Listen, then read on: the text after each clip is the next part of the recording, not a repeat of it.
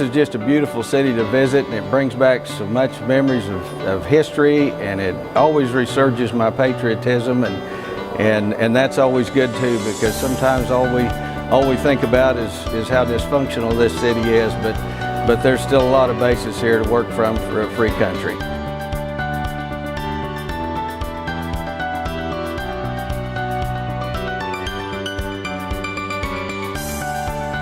Growers, as they think about D.C., often get frustrated and for good reason, but you cannot escape the fact that Washington, D.C. is a pretty special place, and one that still matters to growers, from regulations to policies to programs. Being present and being relevant in this conversation is essential to agriculture and to sorghum.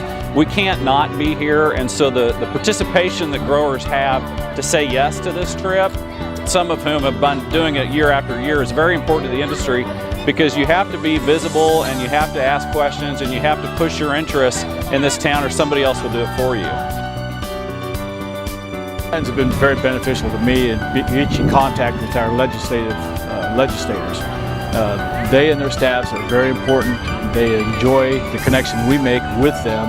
If you have any ideas or any disappointments or anything that gets sent to them, they've got your card, they visited with you, and they look forward to the experience as much as we look forward to the experience.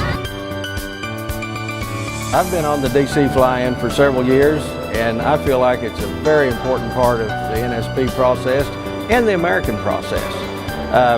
Whenever grassroots people like sorghum producers come to Washington, D.C., we're always well received, because we're reasonable people, and we don't approach the offices demanding certain things. We're always well received, and we're the kind of people that our legislators really look forward to having in their offices. And it's always important to be a part of the legislative process and a part of our American government.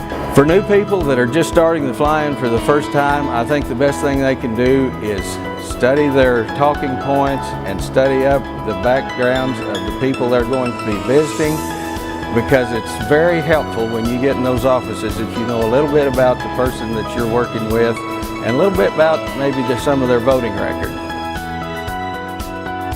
D.C. fly-in is not a vacation in Washington, D.C. It is physically exhausting and it is mentally exhausting, but it's a very worthwhile experience, and I encourage anyone who is asked to be a part of it.